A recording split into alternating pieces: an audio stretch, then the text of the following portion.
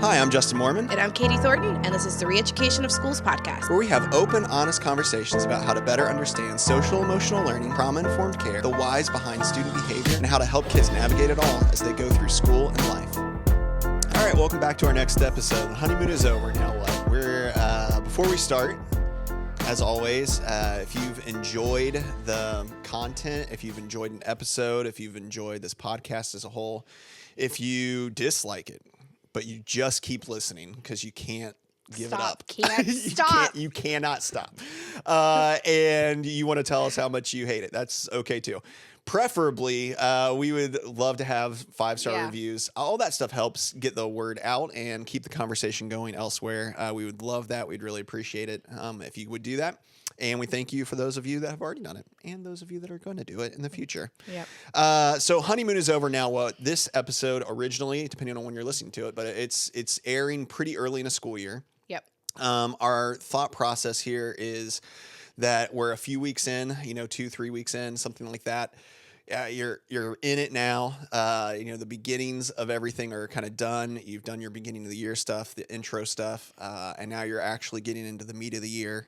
And it's inevitably you're gonna run into some problems with some students where it's not going well, or maybe you're running into behavior that was unexpected or that was expected, but you didn't have to really do anything about it because you were in the first couple weeks and the students were doing pretty well. And so now what do you do? Yeah. How do we go about, I guess attacking, these issues and trying to set ourselves up for a good rest of the school year where we don't have just this constant nagging, kind of problem that we're trying to solve the whole time. Yeah. Right? I think we'll kind of talk about some things that we see. And I think this episode, we're going to do it a little differently. We're going to do it from different perspectives. So I'm going to answer. Yeah, maybe we are. Yeah. I'm going to probably give more of from a top, like an administration perspective on how we're going to respond to behavior. And I'm assuming you will do it more from an intervention specialist lens. I know we've said this before, but we don't prepare for these together. I mean, we on come purpose, up with so the conversation's authentic. We tried to not real early on, and we were like, we can't do this. So because we felt like we were just repeating ourselves. So when we do these, I don't really know what you've written or what you're going to say. You don't know what I'm going to say. Which if you've listened long enough, I'm sure you know that. So yeah, it's always interesting because we don't really know. All right, blind trust. Here we go. All right, so here we're going to start. Are you going to start, or you want me to start? You go. All right. All right, so 2 weeks in, few weeks in, whatever it is, the honeymoon's over. What are some things that we're going to do? I think when I started thinking about this, I also thought about what does my approach look like even before there's a problem? Because so much stuff is preventative, I think is where I ultimately land. Like 95% of it.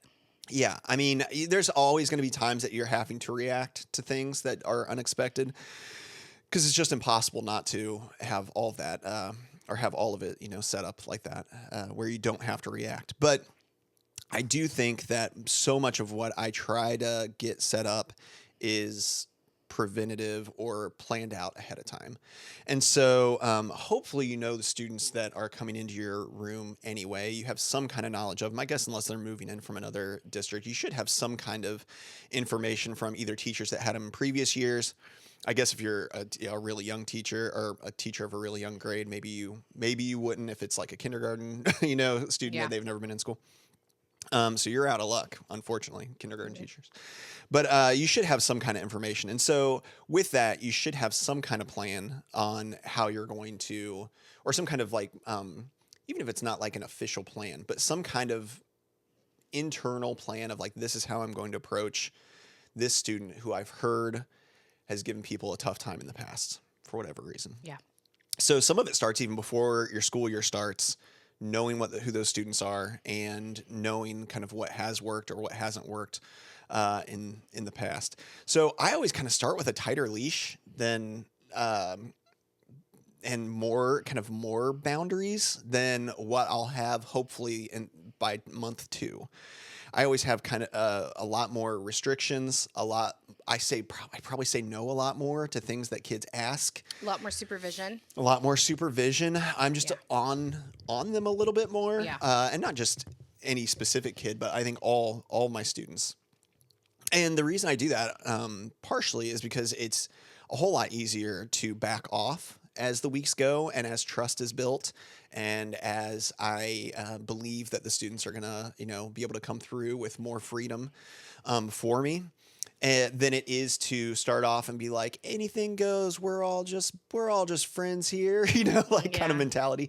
And then all of a sudden you're like, well, this is terrible, and you're not listening. So now you can't do this, and now this isn't allowed anymore. And now that just automatically, it's really tough to do it like that other direction, because it feels so punitive and feels so much like even though you're just setting up new boundaries, which you might have to do, but even though you're doing that, it feels like now you're in trouble, because, as opposed to, well, we have to earn that. Like, we have to kind of earn the trust to be able to do that.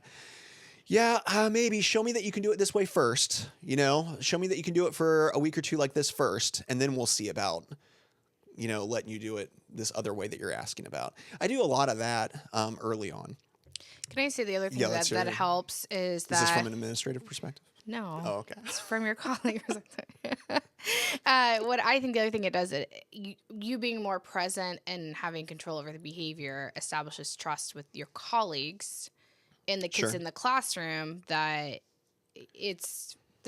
you have it managed, you have it handled. They feel more and more comfortable having the kids in the classroom because those things are set up, and I think that all helps too, instead of being like really far back, like, we'll just see if you can't make it. Because then it seems a little crazy, then the classroom teacher's like, oh, they can't be in here. Or the kids are like, I don't feel safe with them around. You know what I mean? So I think that also establishes trust with the students, the parent population, the teachers, all that kind of helps too from that perspective too. Yeah, I think of like intervention from an intervention standpoint, which is apparently what you wanted me to do from the get-go, is this idea that, there are students that, over the years, as I've been in a district, where I've been in a room more, maybe a gen ed room more with them during a specific class. And then as the year's gone, maybe by the end of the first quarter or something, I'm having the gen ed teachers look and be like, they're basically fine if you just check in. You don't have to sit in there with them the whole time. I think it'd be good for them to have more freedom and have you further away and things like that. And so I've been very nicely and in a positive way kicked out, of some of those rooms. And I think that's the advantage. Because to your point, what you don't want is you're never around. You should be in here. It's getting dicey over and over again. And we need you to be here. So I think that's good. I think even from a gen ed standpoint, though, that idea of starting off with a little bit more restriction, which can feel hard to do, depending on what kind of class you're teaching, obviously, but there's so much that's get to know you kind of stuff at even high school level, the first handful of classes, just going over things, going over expectations, getting to know who the kids are.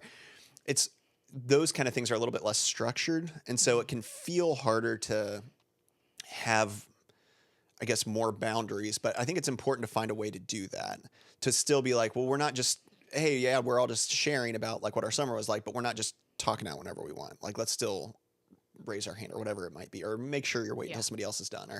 And then at younger levels, obviously it looks different. I'm also, I think, pretty early on, quick to invoke kind of my own level of consequences and boundaries. And I say my own because what I don't mean is like sending a kid to like the office.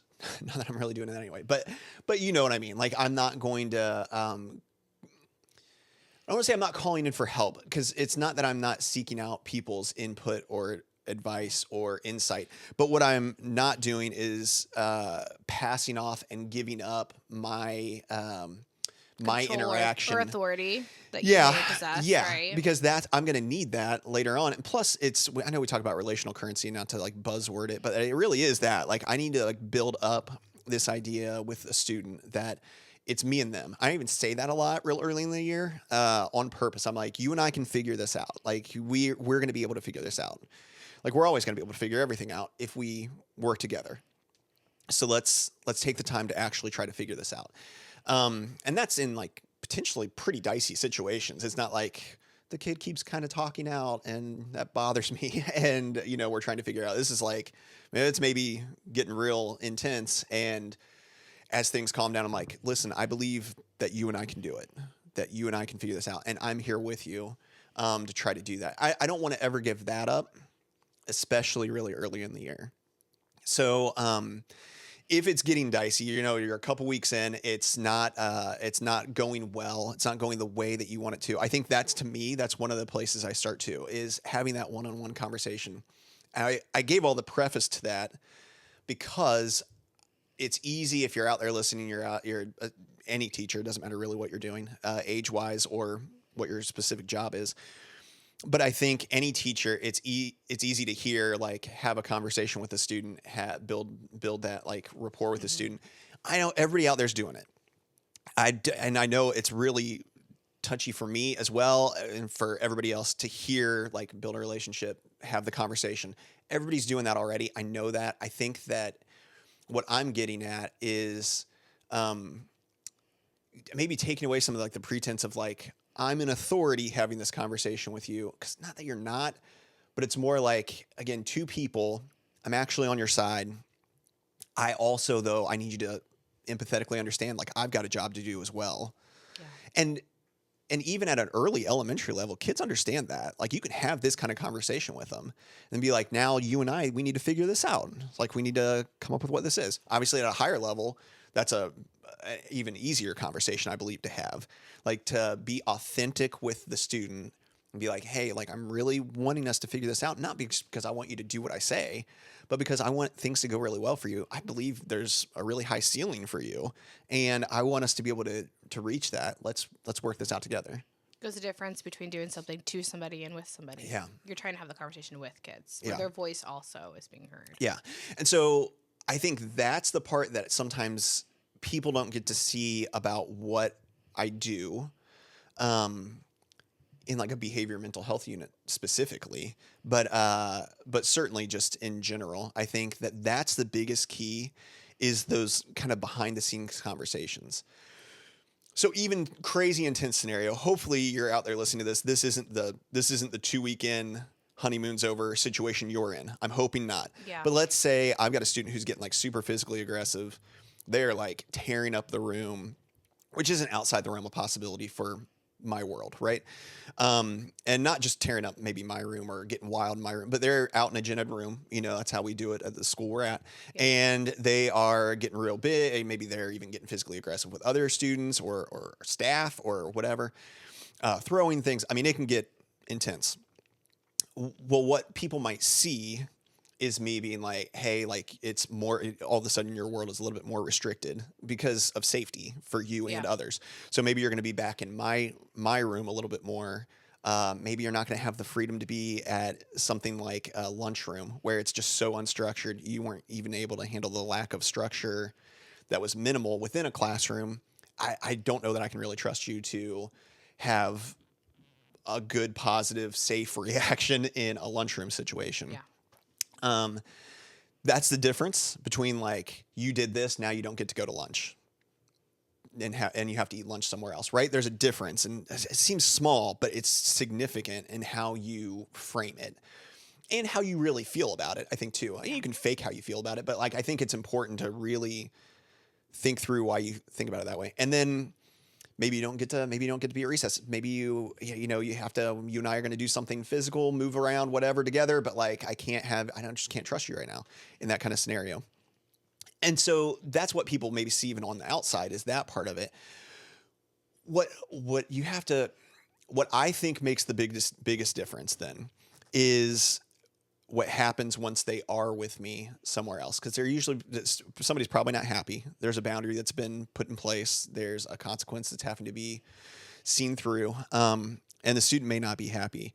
But it's the conversations that I have during that. It's never just the consequence for the sake of the consequence, but it's the conversation. And so, does this, whatever I'm doing, cost the student something? Sure. Does it cost me something? Yeah, it costs me a lot of time that potentially is I say free time, but like my planning time, my downtime, whatever planning time I've got, right? But the payoff is that both of us get a chance to understand each other a lot better. So I think all of that to say, I can also imagine people being like, you haven't really given us any strategies. I'm starting there. Like so much of the strategy to me, as I thought about this more and more, because I was like, what are like the things I do though? What are the things? And because again, I'm working in a pretty intense unit with pretty intense students. So like, what are the things I'm doing though? That is, and maybe you have better insight than I do. You watch me from the outside of it, but I think that's so much of it is really taking intentional time, even if it costs me something early in the year, to find a way to connect with the student during the time that they're serving out whatever this consequence is, during whatever the boundary is. I'm not willing to like sacrifice my time with the student. I don't want to sacrifice that. So whoever the toughest student is, or the student's having the toughest time early in the year, that's the student I'm going to be with the most. That's also the student I'm going to just talk with the most. Not, and I don't know how to really describe this, not like in a superficial way. If you tend to land in like a, you know, so what are your pets like? You know, who are what kind of sports you play? I'm not saying those kind of things are bad, but it's like the real, hey, it seems like you're really having a hard time with this teacher. Do you just not like them? Like, do you just not like that classroom? What is it? Like, I start using some of those strategies that I know we've talked about in other episodes where I'm like, I'm going to start labeling things. Like, it seems like you're really upset with this teacher. To give the student an opportunity to either be like, yes or no, like, I'm not mad at that teacher. Like, I just don't like this. And then you find out that it turns out they felt like they were put on the spot. That was a student of mine last year. I found out like real Yeah. early on. Anytime he felt like he was being put on the spot, he didn't like that. And that's all of a sudden information I can pass on or I can use. I don't put that student on the spot. I've passed on to the teachers. Hey, it really like flusters him when he feels like he's put on the spot. If you can give him like a heads up, like it's going to be a game changer, you know, like before you ever call on him, before you ever have him do something. But you can't get to that kind of information if you're just looking at the surface of what's happening. And early in the year, might make people mad to hear this. Early in the year, it is really hard to not just be on the surface of what's happening with student behavior because you haven't been deep with it yet. So even if you feel like you are getting deep with it, you can absolutely go deeper earlier in the year to try to figure out the why behind what's happening because you've only seen the surface level in the first couple of weeks and you're having to react to what that is. So take an extra step deeper. Take the time. I think that's where I start with it. And I think that's what's super, super important. Higher boundaries, higher expectations early in the year until you find out how much can I trust. And then I can start releasing even more freedom to the students. And you can watch them really flourish in that and own that and feel a sense of like pride in how much more freedom they're getting.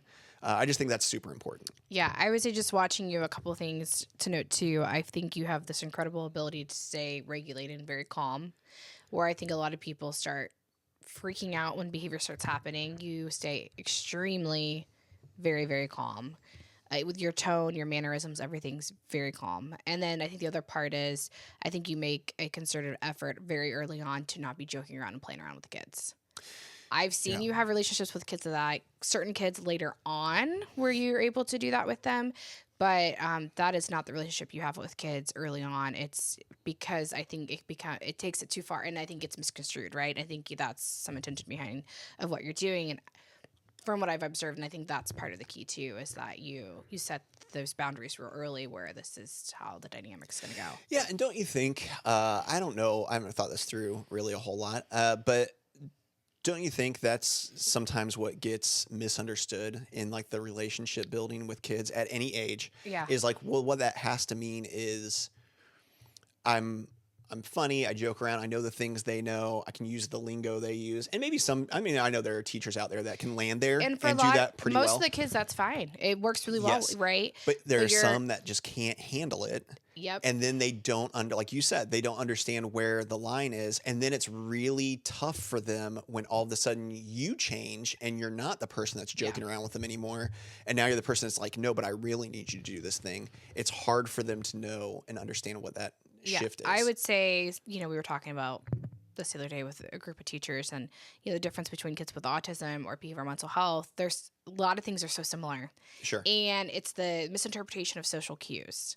And a lot of our kids don't understand the social cues. Maybe that, oh, it's okay to joke around now, but it's not okay then.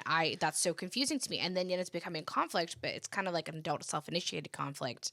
They couldn't handle it, and you put them in this position, and Yeah, without you realizing that it was something that I'd say you caused, but that maybe was contributed to by the way that we you set them up in a bad yeah. scenario. Yeah, you just They didn't own think their it through. behavior, but we didn't help it.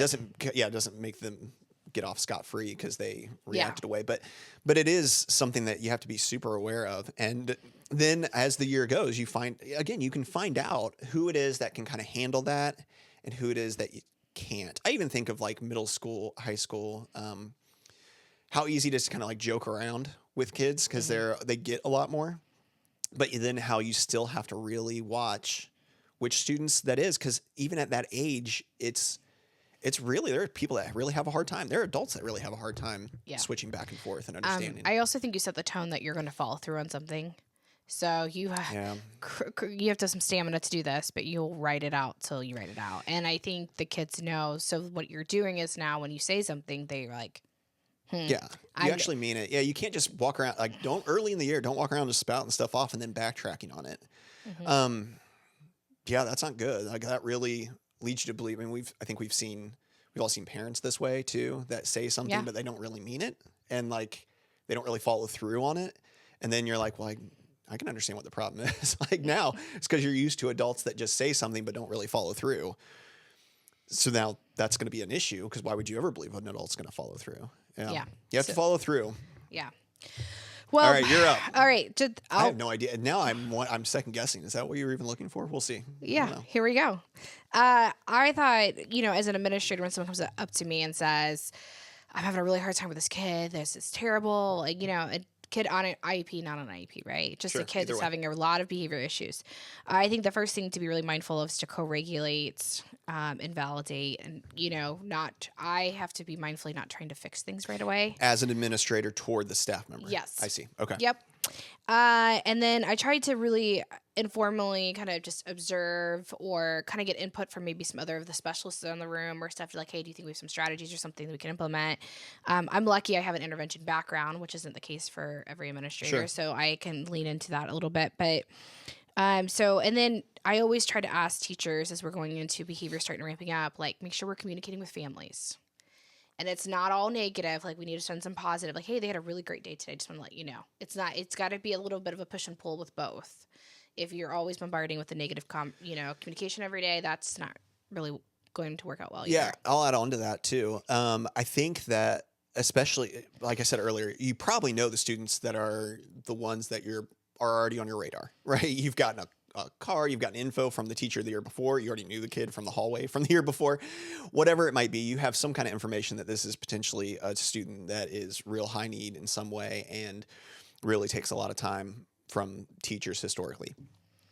I think it goes such a long way to find that student, and again, not in a hokey way, I don't know how else to say that, like really, like truly genuinely pulling that student aside and saying, like when they've done something well at all, be like, hey, you know what? I've really noticed that all morning you've been working really hard on trying to make sure that you're doing the right thing and stuff. I really appreciate that. You should be proud of that. That's really good. As well as like the parents. Because I think the more they can hear that kind of stuff from you, again, it just builds up a little bit more. That means they're going to be a little bit more willing to work with you. Yep, you're building that relational currency with families and for students. So I always say that I am not the first line of contact. The Hopefully parents, not. I can't emphasize enough, and we're going to talk about this a little bit later in the episode, but high quality tier 1 communities are everything.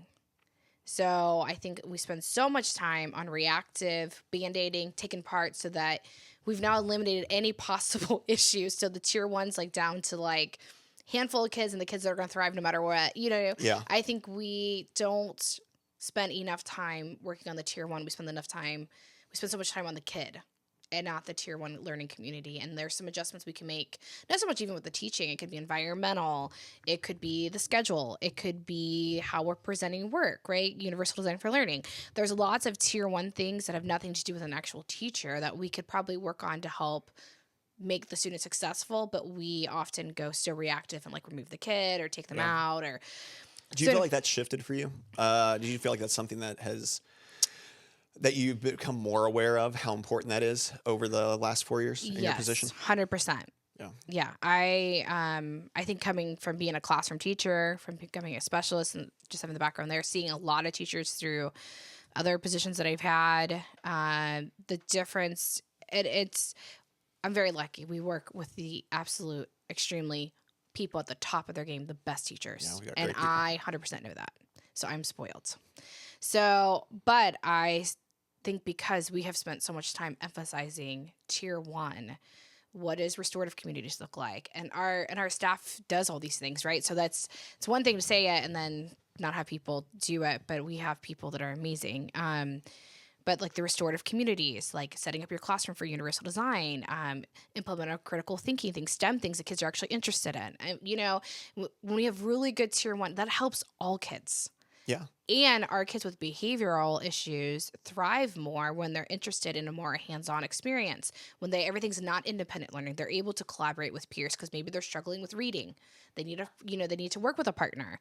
They need to have some of those accommodations in the classroom. And when those things are kind of universally available for kids, then no one feels like they stand out. Yeah. So there's so much that we can do, and having kids' voice and ownership, and it's the way we greet them in the morning, and it's your value just like this person's valued, and we have conflicts, we're going to work it out, and I'm on your side. It's the whole package on top of having really high quality instruction in there, that I think we skirt around not focusing on the how we're teaching. We get all these curriculum, so a lot of time curriculum development. We don't spend a lot of time on the how we're teaching. So if you don't spend the background on that, if you spend the time there, I guarantee you're going to have way less behavior issues.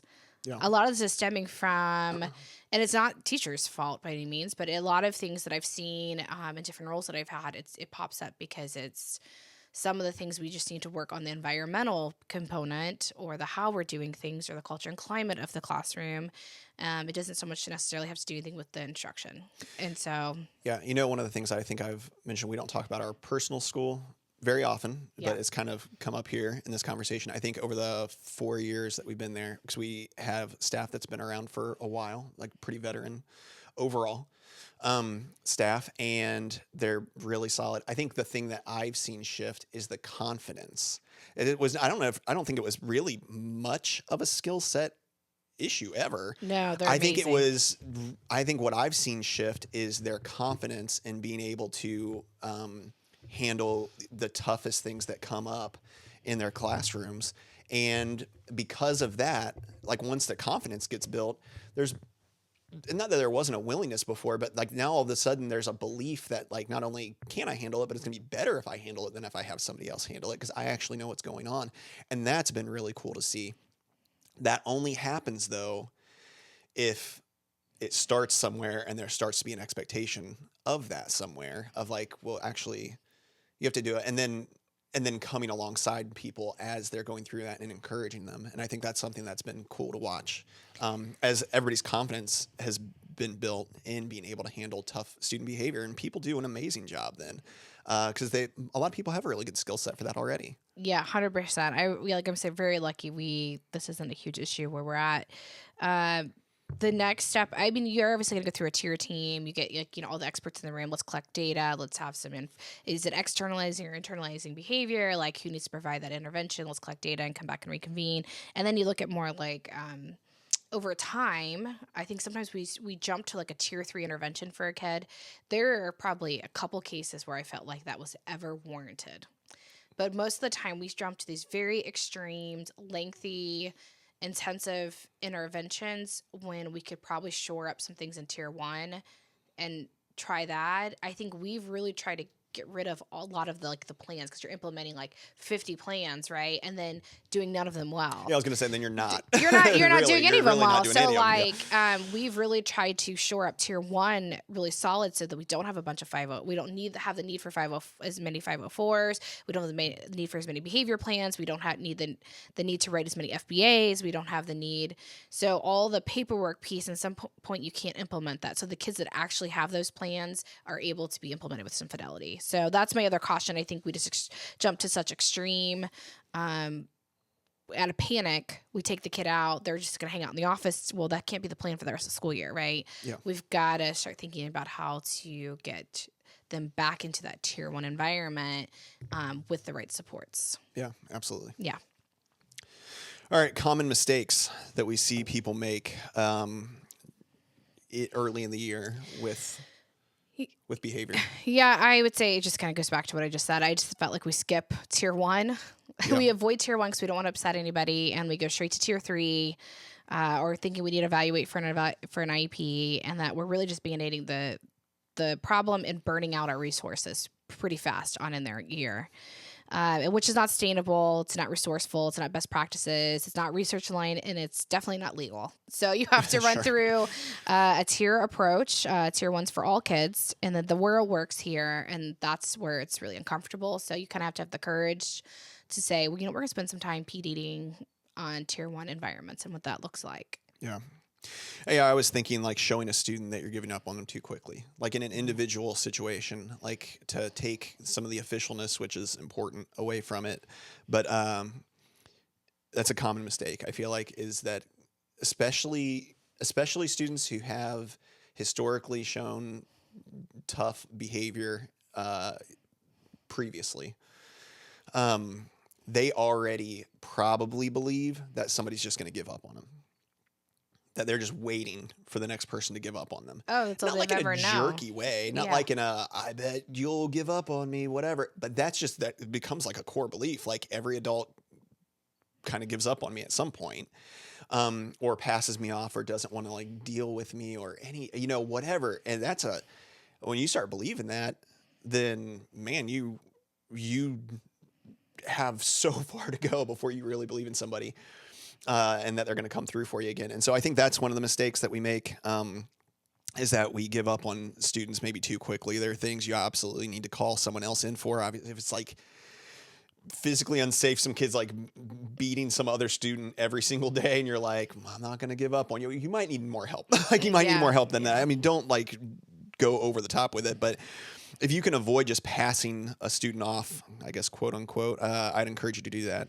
Whoever sticks with us through our tough times, we say this a lot, is the person we're most willing to show up for ourselves later. And that's true of students as well. So you want to be that person that student's willing to show up for from October on. That means you got to really stick with them through August and September when it's tough and you're like, what is happening? Like, why is this not getting figured out? I think not asking for insight or help from the previous year's teacher or someone who has experience with that student doesn't mean you have to do exactly what they've done in the past, but I think sometimes getting insight into what they know about a student and how they've worked with them, and maybe what hasn't worked, even if they never figured out what has, I guess, quote unquote, worked.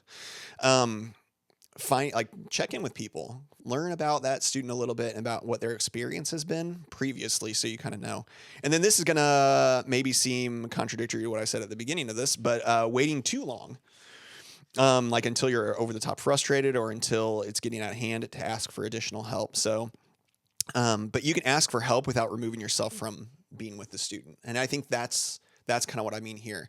If you're struggling a lot, don't feel like you're on an island by yourself. Ask for insight and help, and as you're doing that, I would say also the people you're asking for help from, explain that you also want to be involved and be the one that's still sticking with the student. You're just looking for additional ideas, not just for somebody to take them.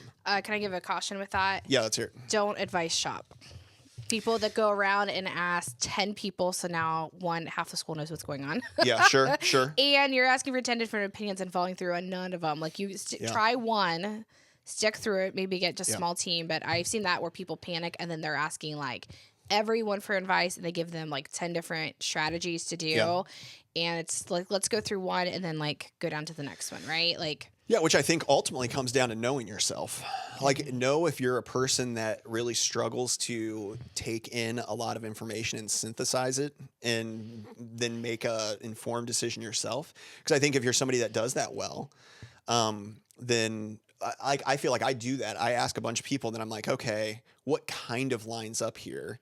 But I also know that I'm not somebody that tries to implement every single thing that every person told me. I try to like hear it and then take what maybe makes sense and then do one thing that's going to work out well. But if you're a person that struggles with that, like if you struggle to know what you want to order when you go to a restaurant, and because three people at the table all ordered something else, and you are like, oh, but all those sound good, and I don't even know what to do, and so I'm frozen. Like you're probably also a person that's going to struggle to Yeah. take in advice from 10 people and then synthesize it in a way that is helpful. So I think know yourself well enough to know if you're able to handle asking for input from Yeah. people or Yeah. not. All right, what resources are available in the scope of behavior, or if the scope of behavior is beyond your capacity? What are some things people can pull from? I think our underutilized resource in our schools is our school psychologists. They are educational specialists that often, especially if a great one, are a great resource in terms of tapping into some behavior resources and strategies. So tap into your school psychologist. Often some local ESCs may have some resources for you that you could tap into especially if you're in a small school and there isn't a lot to offer there. I don't put past maybe some veteran teachers who've been writing it out for a long time that don't be hesitant to ask them, even if they're not working in your school, that they've been dealing maybe Yeah. with the same subpopulation of students. I'm going to plug Dr. Lori's Revelations in Education website and Dr. Ross Green's Lives in the Balance resources.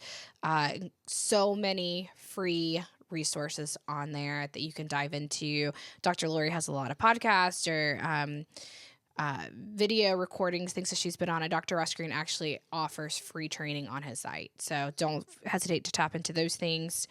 If you've not done restorative practice training, the IRP, there's often things going on in your community. That's an excellent training to go through that might give you a different perspective or some tools.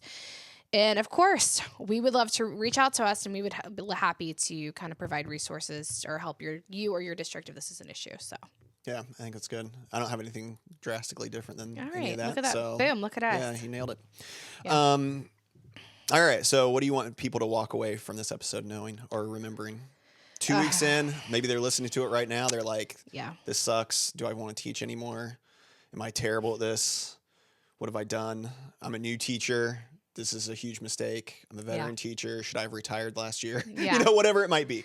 Yeah, and maybe this is something I'm going to say that's maybe slightly controversial, but I'm just going to Oh, boy. say that big behavior, from my opinion, what I've seen is often a result of usually poor systems that are put in place for a school, usually a dysregulated adult that has really escalated probably the volume of the situation, or a lack of training for staff.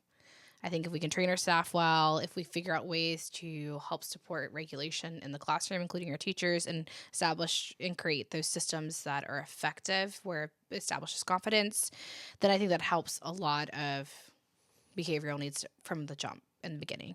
We really have to address the root cause and stop creating excessive plans to avoid the real heart of the issue, which is usually systematic in some sense. Yeah, I think that's good.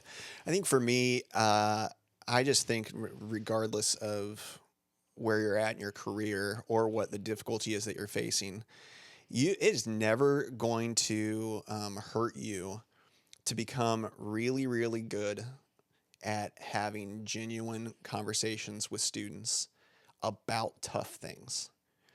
And I think sometimes we're not in the position to do that a lot because we're teaching, you're doing a billion things. You're out there teaching, you're doing so many things, and you don't get a ton of time to have really genuine, slightly deeper maybe conversations about tough things with students all the time.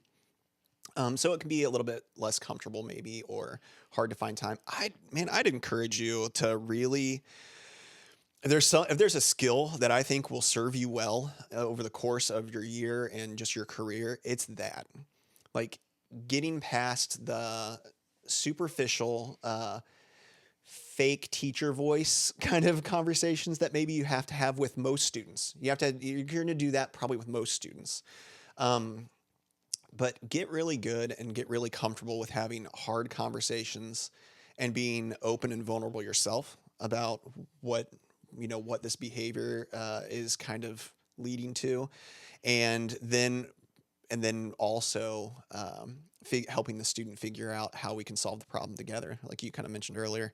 I think that's such a crucial thing, because if kids believe that you're on their side, students that have some of the toughest behavior, in my experience, are also students that are the quickest to recognize when somebody is being superficial and kind of fake and just wanting them to do what I say. And I'm going to try to like get you to do that by being fake nice to you right now. I mean, even real nice to you, but I'm trying to get you to do that. There's like an end goal for me Yeah. in doing this. There's and having this contingency. conversation. Yeah.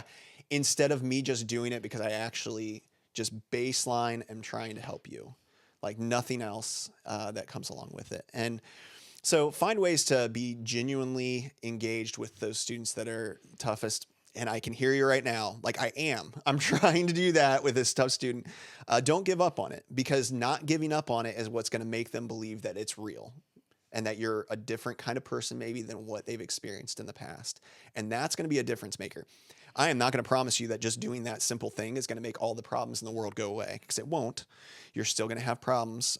Students don't just magically completely do 180s in the course of a couple weeks or whatever. Stuff's going to flare up at times and whatever. But I really think that's the difference maker, because all of a sudden they have somebody that believes in them and that's in it with them, and that's going to stick with them through the tough times. And so really try to get good at having genuine, real conversations with students about tough things. Hopefully this gave you some kind of direction. I think the other thing I'll say, maybe as we get ready to close, is everybody runs into really tough behavior sometimes. Oh, yeah. Every single teacher. And so if you're younger and haven't done this a lot and you're running into it, don't let that become a belief about how you're bad at your job. Yeah. If you've done it for a long time and you're running into it, don't let it be an indicator necessarily that your time is up as a teacher, and that you're no good at this, or that somehow you're not good with tough students. Or don't let it tell you something about yourself that isn't true. It might tell you something about how you're interacting, or how to set up your room, or systems you have in place. I mean, it might be indicators of that, but don't let it tell you don't let it tell you something about who you are. I don't like that. I think I see that sometimes with people, and I wouldn't want that to be the case for any of you out there. Work hard at not letting that happen, because all of us run into really tough things sometimes. 100%. Yeah. All right. Hopefully you walked away having something that's helpful, being somewhat encouraged, hopefully. And if you found this helpful, absolutely share it. Maybe this is a great podcast for you to be like, hey, the rest of the team, listen to this, and can we talk about what we maybe should do here early in the year? I know you got a billion things happening. I get that. But it could be a good way to maybe set yourself up for the rest of the year not being quite so tough. I say it a lot. I'll say it again right now. If you put in a lot of really hard work especially with like behavioral type stuff and boundaries and all that for August, September, by the time you're in like October-ish, things start to click, even for students that takes a long time for them things to click for. You really set yourself up for the rest of the school year, quarters 2, 3, and 4, being so much easier. And so it's worth it. Give it that effort on the front end, and let's go out there and do the work. Let's go do it.